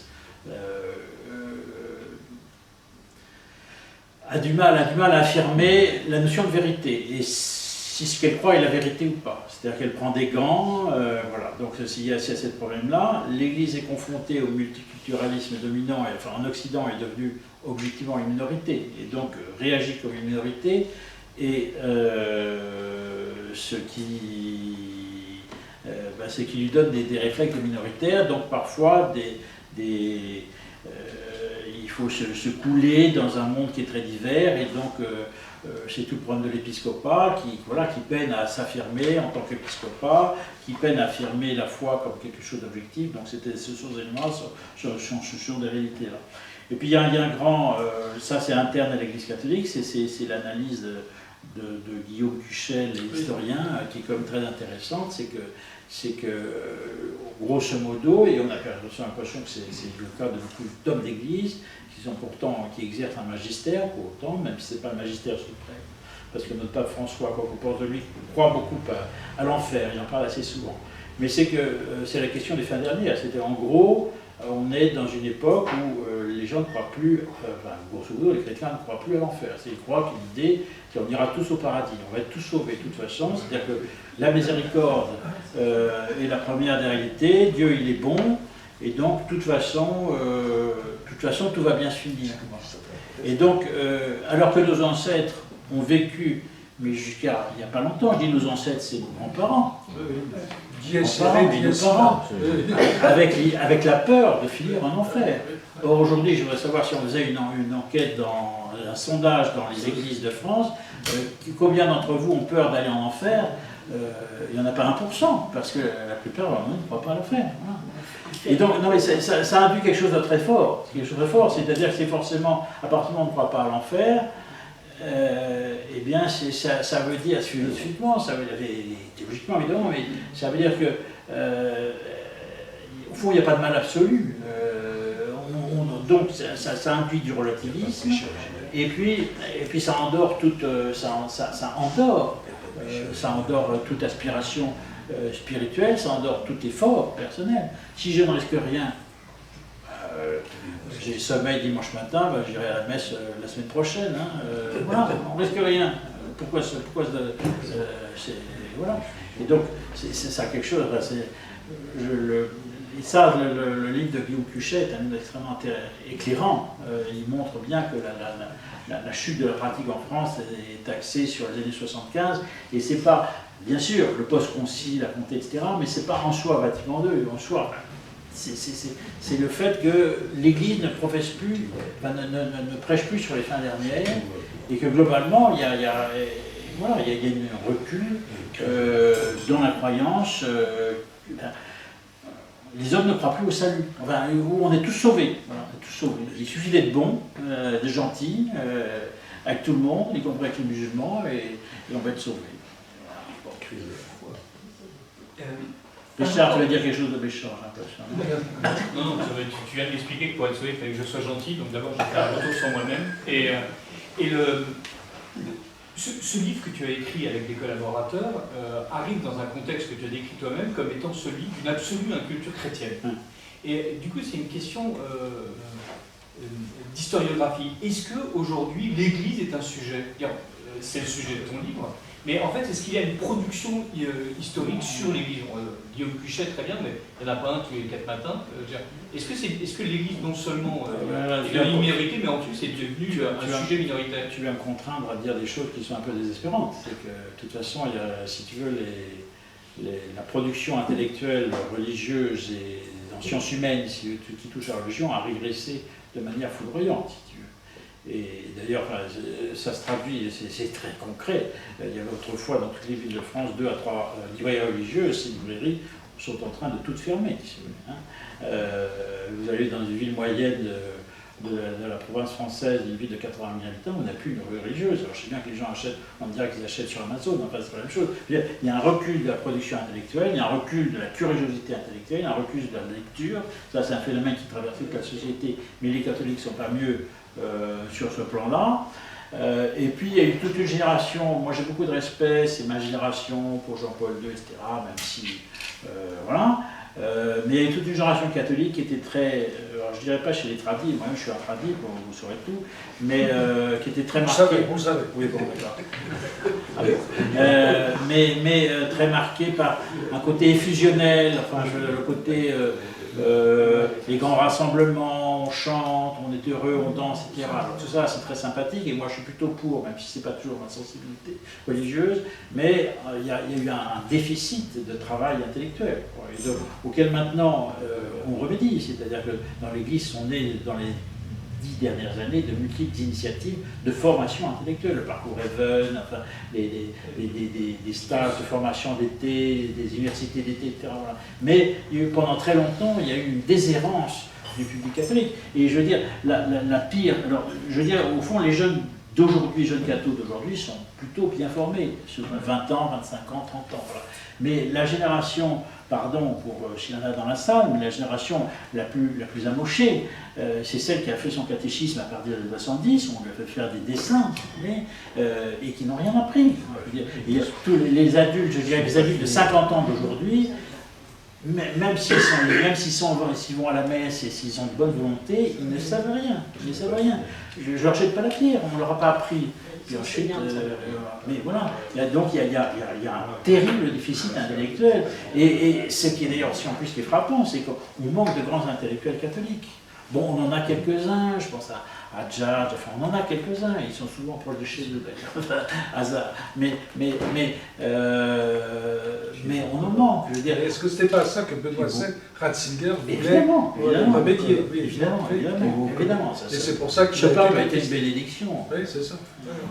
Pour t'aider à dire quelque chose de positif, quand tu as écrit La France catholique, malgré tout, on avait l'impression que tu n'écrivais pas du tout une société catholique en crise, mais au contraire, un renouveau. Dans ce bel album, il y avait un véritable renouveau, et qui n'était pas juste un renouveau intellectuel. Oui, alors bon, comme c'était pas le sujet d'aujourd'hui, je n'ai pas incité sur cette question. Oui, non, mais je veux dire, non, mais pour avoir cette note positive, dont je suis toujours persuadé, c'est-à-dire que le christianisme, le catholicisme en France est devenu un phénomène minoritaire, et encore plus minoritaire qu'on ne le croit. D'après mes calculs, je vais vous dire un truc qui vous effrayer. Moi, j'ai calculé que je pense que le nombre. C'est pas un jugement sur qui va ou pas à la messe dans cette salle ce soir, chacun fait ce qu'il veut, je ne suis pas là pour juger quoi que ce soit. Mais la norme pour l'Église catholique, c'est quand même d'aller à la messe tous les dimanches. Hein, c'est ce que demande l'Église. Bon. D'après mes calculs personnels, je pense qu'aujourd'hui, en France, vont à la messe tous les dimanches, 600 000 personnes. 1%. Non, pas moins de 1%. Ça fait, on est... 0,8 oui, on est 66 millions d'habitants. Je pense que c'est 600 000 personnes. Il n'y a pas de prêtre. Il n'y a pas de prêtre. C'est le bras du serpent qui se mord la queue. Il n'y a pas de prêtre parce qu'il n'y a plus de familles qui vont à la messe. Je veux dire, si vous voulez, dans les milieux très pratiquants, les milieux tradis par exemple, le taux de pourcentage de vocation est absolument identique à celui qu'ils étaient dans les années 50. Alors les vocations sont parfois plus fragiles, mais je veux dire, on ne manque pas de prêtres, on manque d'abord parce que Dieu il appelle tout le temps. Hein, je veux dire, il y a quelque chose, Dieu il est hors du temps, donc il appelle. Voilà. On manque de gens qui entendent l'appel de Dieu. Voilà. Et on manque de prêtres, non, on ne manque pas de prêtres, on manque de les vocations sacerdotales. À 80%, je sais bien qu'il y a des cas, et très beaux cas aujourd'hui, de gens qui sont des purs convertis, ça c'est magnifique, hein, mais 80% des vocations sacerdotales dans l'histoire de l'Église moderne naissent dans des familles catholiques pieuses, c'est comme ça, c'est la tradition de la foi. Mais ils sont bons, hein, nos prêtres, ils ne sont pas nombreux, mais ils sont bons. Mais c'est ce que je suis en train de vous dire, voilà, mais c'est pas moi qui vais vous dire le contraire, j'ai un fils prêtre, il est merveilleux mon fils, mais enfin, voilà, on ne manque pas de prêtres, si bien sûr qu'on manque, mais je veux dire, on manque de familles catholiques. Et donc, mais dans les milieux où il y a une enfin, où la transmission de la foi, c'est-à-dire aussi dans le livre de, c'est pas le livre de Cuchet, beaucoup c'est le livre de Raison du Closiou, là. Il montre très bien que ce qu'il appelle les observants, c'est le monde où la foi s'est transmise par la famille. Et on a traversé toute la crise de l'Église, les milieux qui ont tenu bon, ce sont les milieux qui ont transmis la foi, non pas par les structures officielles de l'Église, mais par la prière familiale, par la présence familiale, etc. Et voilà. Et tout ça, alors ça, c'est en effet ce que j'ai écrit dans la France catholique, c'est-à-dire que le catholicisme en France est devenu minoritaire. Alors j'en étais à la partie négative, mais la partie positive, c'est que ce catholicisme-là, cette minorité-là, est une minorité extrêmement forte, et beaucoup plus forte qu'il y a 20 ans ou 30 ans. Et elle est forte, pas au sens des gros bras, mais parce qu'elle a retrouvé les fondamentaux qui sont les fondamentaux de la foi, qui sont la prière, l'adoration. La pratique de l'adoration, pour moi, c'est que la pratique de l'adoration eucharistique, c'est quelque chose qui est central. Là où on a une communauté chrétienne qui ne pratique plus l'adoration, c'est une communauté qui meurt. Bon, voilà. Et la pratique de l'adoration avait disparu dans l'Église de France dans les années 70. On dit c'est un truc de bigote, de rester assis devant le Saint-Sacrement, ça ne sert à rien, il vaut mieux aller faire la soupe aux pauvres. Bon. Aujourd'hui, la pratique de l'adoration revient dans toutes les paroisses vivantes de France, elle revient. Et dans tous les mouvements de jeunes de France, il y a un temps d'adoration. Le frat, on prend l'exemple le frat. Le frat, vous savez, c'est les 7 ou 8 diocèses d'Île-de-France qui, tous les 2 ans, font un rassemblement d'ados. 14, 16, 17 ans. Une fois, c'est en région parisienne, une autre fois, ils l'emmènent à Lourdes. Le frat, c'était fondé ça dans les fins des années 70. Donc, vous prenez les frats des années 80, ils étaient rassemblés, ils cherchaient Jésus, c'était en dansant, c'était formidable. Voilà. Bon, c'est pas mon truc, mais bon, c'est comme ça. Vous prenez le frat d'aujourd'hui, et je vais essayer de vérité, c'est que dans le frat d'aujourd'hui, ils ont 2 heures d'adoration par jour. Par jour. C'est-à-dire que vous faites asseoir 5000 gamins de 14-15 ans, et ils restent en silence devant ça. Ça change tout. Ça change tout. C'est fondamental. C'est une mutation interne au sein de l'Église. Et si vous me lancez sur ce sujet-là, moi je pourrais parler 2 heures. Hein. Mais je veux dire, nous avons en France, à la fois, il ne faut pas que les catholiques français soient désespérés. Nous vivons une situation très difficile, mais enfin nous avons tous les éléments en France, et en France plus que dans d'autres pays, pour repartir. Alors le problème, c'est que il y a l'islam qui est là, c'est un autre problème, donc c'est compliqué, hein, c'est évident. Mais enfin, on a tous les fondamentaux. On a un jeune clergé très minoritaire, mais bon, assez secoué par tout ce qui s'est passé dans l'Église actuellement, mais enfin qui est là. On a une jeunesse très, très, très forte, et pour qui la foi est quelque chose d'identitaire. Et il n'y avait pas l'équivalent il y a 30 ans. Moi, je suis père de famille, maintenant je suis même grand-père, mais enfin, mes enfants, quand ils avaient 20 ans, c'était il y a 10 ans maintenant, 10-15 ans, ils ont vécu quelque chose que moi je n'ai pas vécu. Moi j'ai eu 20 ans dans les années 70, il faut voir le bazar que c'était. C'était l'effondrement total, c'était les curés marxistes, etc. Mes enfants ont vécu dans un environnement radicalement différent. Moi, le pape était quelqu'un, quand j'avais 20 ans, dont je me méfiais. Je veux dire, mes enfants ont vécu dans la libération des papes, ils ont vécu dans la prière, et ça, ils ont eu des mouvements, des scouts, des scans, etc. Je veux dire, il y a quelque chose de très fondamental. Et vous savez, à Rome, depuis le pontificat de François, les lignes ont un peu bougé. Enfin, sous le pontificat de Benoît XVI, la France était considérée comme un laboratoire pour l'Église universelle. Et on était très observateur à Rome de ce qui se passait. Enfin, les JMJ de 2011, c'est quelque chose de prodigieux. Les JMJ de 2011, c'est à Madrid, hein, août 2011. Vous vous rappelez, le pape arrive le samedi au GMJ à Madrid, et le samedi soir, il y avait le grand, comme d'habitude, c'est toujours la même structure dans les GMJ, les jeunes sont rassemblés par pays, etc., pendant plusieurs jours, et puis ensuite, il y a le dernier grand rassemblement, une messe du pape, donc tous les jeunes sont rassemblés sur le lieu X, et veillée de prière, et le lendemain matin, une messe solennelle avec le pape. Donc Benoît XVI était là le samedi soir, et il y a eu une sorte de tempête, enfin il y a une espèce d'orage accompagné d'une tornade extrêmement impressionnante. Hein. Je veux dire, moi, les 2 tiers de mes enfants y étaient, ils m'ont raconté, il y avait presque d'avoir peur, il y avait un orage d'une extrême violence. Et Benoît XVI, c'était un moment justement d'adoration. Ils étaient, je sais pas, je crois qu'ils étaient 50 000, 60 000, 80 000, je n'ai pas le chiffre précis. Voilà. Et Benoît XVI était resté non seulement en tempête, c'était l'adoration, il restait totalement impassible. Il y avait ses cheveux blancs qui volaient au vent, mais totalement impassible. Et il y avait 80 000, il y avait Saint-Sacrement qui était là, et les 80 000 jeunes n'ont pas moufté. Ils sont restés en prière à genoux pendant 1 heure. 80 000 jeunes en prière. Mais c'est béton, c'est béton, c'est béton. Et sur les 80 000, attention, il y avait, les Français étaient la première représentation. Après les Espagnols, il y avait les Français, je crois, de mémoire, il y avait 30 ou 40 000 jeunes Français à Madrid. Tous les jeunes cathos qui étaient à Madrid, qui ont vécu cette nuit-là, la nuit de Madrid, avec Benoît XVI au JMJ 2011, en sont restés marqués, ils en parlent encore. Et il y a des vocations sacerdotales ou religieuses qui sont nées lors de cette nuit-là, j'en suis témoin. Bon, merci, on va s'arrêter là. Ah oui, Mais c'est positif. petite question.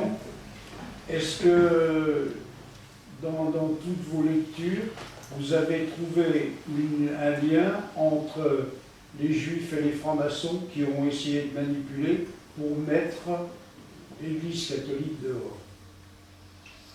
Bonne question.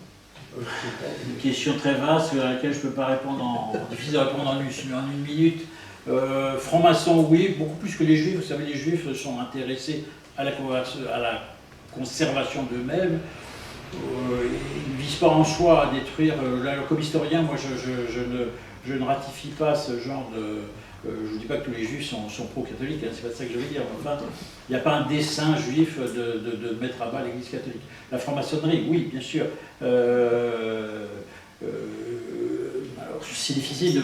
Oui, bien sûr, il y a toute une partie... dans l'enseignement républicain, c'était très clair. L'enseignement républicain, qui était d'ailleurs, enfin, de Jules Ferry, qui était un enseignement conçu par des protestants, mais souvent des protestants francs-maçons en plus, qui étaient des protestants qui étaient plus protestants, qui étaient d'origine des cultures protestantes, mais qui n'étaient plus la foi, ils ne pratiquaient pas du tout leur religion, souvent affiliés à la franc-maçonnerie, et tout l'enseignement à la Jules Ferry a été en effet concocté par des officiers où la franc-maçonnerie a joué un très grand rôle. Et donc je dirais la transformation de la manipulation de l'histoire de l'Église est passée aussi par là. Maintenant, attention, moi je ne suis pas du tout, je ne crois pas aux interprétations complotistes, parce que la franc-maçonnerie c'est compliqué, c'est un monde compliqué, c'est pas un monde unique ni univoque contrairement à ce qu'on croit. La colonisation française, dont nos milieux en général on en pense en général du bien, la colonisation française a été beaucoup liée à la franc-maçonnerie. Hein, je veux dire, dans les cadres de l'administration coloniale, il y avait énormément de francs-maçons, ils avaient peut-être tort d'être francs-maçons, mais enfin ce sont aussi des gens qui ont travaillé pour la France à un moment donné. Je ne dis pas ça pour dire absoudre la franc-maçonnerie, c'est pas ça que je veux dire, mais comme toujours, tout est complexe. Voilà. Attention, méfions-nous des images toutes faites. Voilà. Donc, pour répondre à votre question, il faudrait faire prendre tout un panel très diversifié, d'analyse diversifiée. Là, oui, la franc-maçonnerie a un rôle, là, elle ne l'a pas eu, etc. C'est compliqué de faire une réponse globale en 2 minutes en plus. Merci. Merci beaucoup à Jean de nous avoir consacré ce